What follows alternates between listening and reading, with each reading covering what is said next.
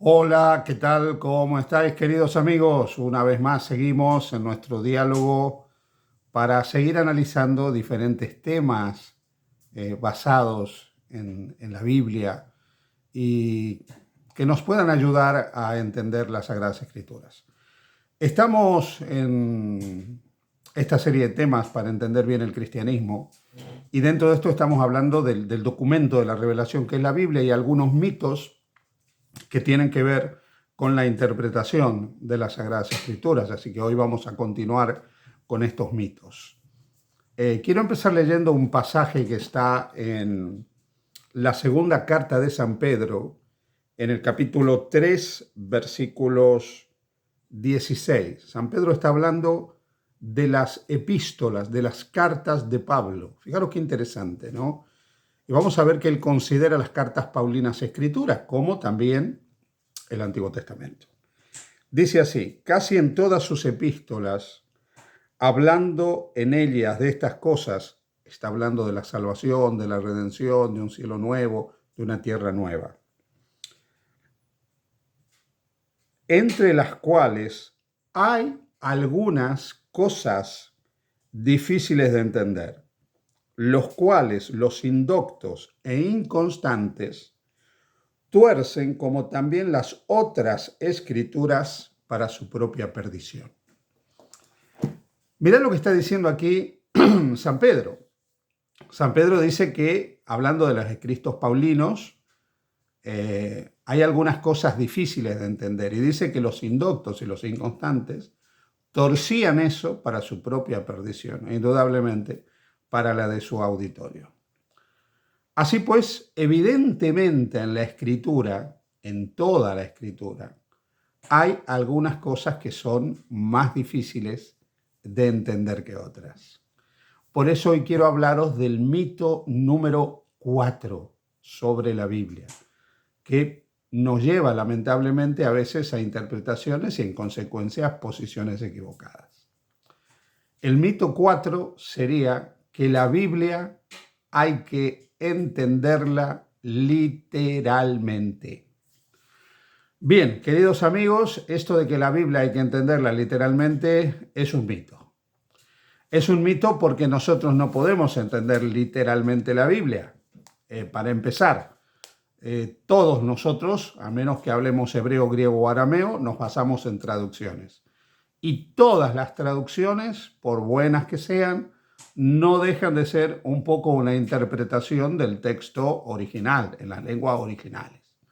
Así que ahí ya nos encontramos con algo que no es literal, ya nosotros leemos el texto sobre una base interpretativa. Eso por un lado. La segunda cosa que hay que tener en cuenta es que la Biblia debe ser entendida de acuerdo al género literario que nosotros estamos analizando. Voy a poner un ejemplo. Entender literalmente el Apocalipsis es un poco complicado. Yo no puedo tomar literalmente el Apocalipsis, porque el Apocalipsis, para empezar, está escrito en un género literario que se llama apocalíptica, que tiene determinadas características y que se puede entender sobre la base de los elementos que me permiten interpretar también ese género literario. Por lo tanto, no lo puedo tomar literalmente. Hay otro elemento que hay que tener en cuenta, que cuando yo leo la Biblia, yo me encuentro también con una brecha cultural que es enorme. Y la Biblia me presenta también usos y costumbres que si yo los entiendo literalmente, me podrían resultar pues sumamente incómodos, molestos o incluso difíciles de entender en estos tiempos. Hay aspectos, por lo tanto, en la Biblia que tienen que ver con usos, con costumbres, con modalidades, que son muy difíciles de entenderlos literalmente a la hora de ver eso con la mente de hoy, con las situaciones de hoy, ¿no? Entonces, claro, la cosa ahí se puede hacer complicada. Entonces, el género literario también me va a ayudar a que yo pueda entender o no literalmente la Biblia. Si me habláis de los evangelios, por ejemplo, que es un género literario, el género literario evangelio, pues claro, evidentemente ese género literario tengo que entenderlo literalmente, pero también comprendiendo que los evangelios no pretenden ser una biografía exhaustiva de Jesús. Digo esto porque el mismo Juan dice que Jesús hizo muchas cosas que no están en lo que él escribió, ni evidentemente en los otros evangelios. Y llega a decir, si se escribieran todos los hechos de Jesús, no bastarían los libros del mundo, ¿no? Entonces, claro, los evangelios son una biografía de Jesús, pero hasta donde ellos registran la vida, pasión, muerte y resurrección de Jesús, porque tienen un propósito. El propósito de darnos a conocer que Jesús es el Mesías, que es el Salvador del mundo y que dio su vida por nosotros. Entonces, están organizados de una manera para que yo pueda entender eso. Entonces, sí, claro, yo tengo que entender literalmente los evangelios, pero comprender que aún esos evangelios no agotan la historicidad de Jesús. Hay cosas que evidentemente nunca sabremos de Jesús hasta que estemos con Él. Pero si yo me refiero a otros textos de la Biblia y los tomo literalmente, pues hay que tener mucho cuidado con esto, porque a veces hay expresiones en la Escritura que tomadas literalmente nos pueden llevar a actitudes equivocadas, ¿no? Por ejemplo, cuando el libro de Proverbios habla de la vara de la corrección, ¿no? Claro, tomado literalmente la vara de la corrección significa que yo voy a tomar una vara y cada vez que mi hijo o mi hija se comporten mal, pues lo voy a corregir a palos, ¿no? Con una vara, venga, venga, hasta que aprenda, ¿no? Claro, pero es que la Biblia utiliza el término vara en el sentido de infundir aliento, como en el Salmo 23, tu vara y tu callado me infundirán aliento, ¿no? Entonces hay que ver qué hay atrás de lo que significa vara, ¿no? No, yo lo puedo tomar literalmente y transformarme en un violento, y muchas veces esto ha ocurrido, o puedo ver el sentido del término vara, tu vara y tu callado me infunden aliento, ¿no? Otro caso es cuando nosotros vamos a la Escritura y encontramos, por ejemplo, en el Antiguo Testamento, que cuando había un hijo rebelde y contumaz, había que apedrearlo, ¿vale? Si yo tomo eso literalmente, sin tener en cuenta incluso las enseñanzas de Jesús, pues cada vez que un hijo se porta mal y si me sale el hijo díscolo, pues bueno, hay que juntar un grupo de personas y apedrearlo hasta que muera. Pues sí, yo eso no lo puedo tomar literalmente. Primero porque tiene que ver con usos y costumbres de los tiempos bíblicos, que aunque fueron tolerados por Dios, nunca estuvo esto en el plan de Dios. Y en segundo lugar, porque el mismo Jesús se encarga de decir que eso ya no está vigente, ¿no? Todo este tipo de prácticas, ¿no? Porque Cristo desde el código de compasión pone la compasión, el amor y la misericordia por encima de todas las cosas. Entonces sí me queda ahí algo para ver que la pregunta sería, bueno, ¿y entonces cómo entiendo el sentido de ese texto, no?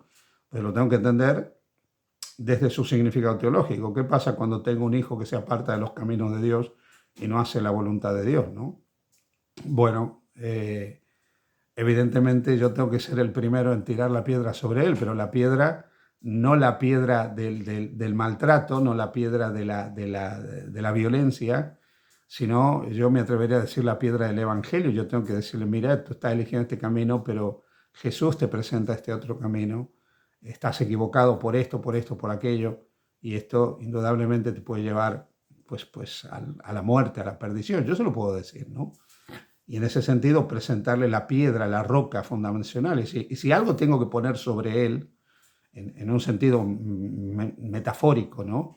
Es la roca que es Cristo, esa es la piedra que tiene que caer sobre él para que él sea quebrantado frente a Jesús. Pero esto no significa en ningún sentido que yo tenga que coger una piedra y reventarle la cabeza, ¿no? Entonces os digo esto porque muchas veces nosotros tenemos la idea de que lo que leo hago. No, leo, como dice la famosa expresión, pienso, luego existo, ¿no?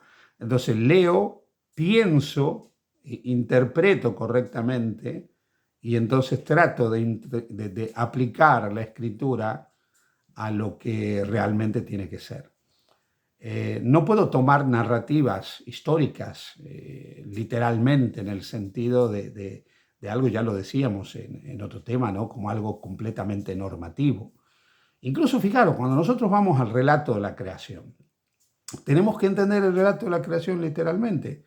Tenemos que entenderlo como un hecho histórico, claro, porque Dios creó el cielo, creó las estrellas, creó todo.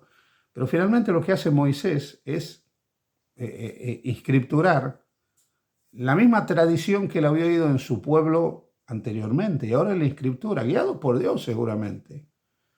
Pero eso no significa que cada detalle de la creación se agota en la descripción de Moisés. y que yo debo entenderlo literalmente a pie juntillas, ¿no? En el sentido absoluto de la literalidad, ¿no? Eso llevó, por ejemplo, fijaros, ¿no? Tomando literalmente, cuando dice que, bueno, que Dios creó las especies, ¿no? Y que todo lo que fue preservado luego en el arca fue según su especie. Anatomistas y biólogos como Linneo llegaron a decir que las únicas especies que había en la Tierra son las mismas que existían en el jardín del Edén, ¿no? Hoy sabemos que eso no es así. El término especie, el término género, hay que entenderlo científicamente, ¿no? Y que evidentemente las especies que existen hoy no son iguales a las del jardín del Edén, porque las especies también tienen la misma capacidad de reproducirse, de mutarse, de ir intercambiando información genética, por eso existen las razas dentro de las mismas especies, todo esto, ¿no?